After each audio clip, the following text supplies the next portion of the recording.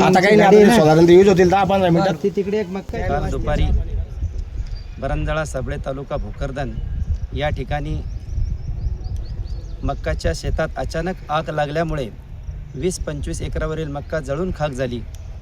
त्यामध्ये आम्हा शेतकऱ्यांचं ठिबक आणि तुषार सिंचनाचं लाखो रुपयांचं नुकसान झालेलं आहे. अग्निशमन दलाची गाडी आल्यानंतर त्यांनी आग विझवण्याचे शर्तीचे प्रयत्न केले, परंतु तोपर्यंत भरपूर नुकसान झालेलं होतं. शासनाला विनंती आहे की स्थळ पाहणी करून ताबडतोब पंचनामा करून यामध्ये शेतकऱ्यांना मदत मिळावी ही आमची शासनाकडे विनंती आहे.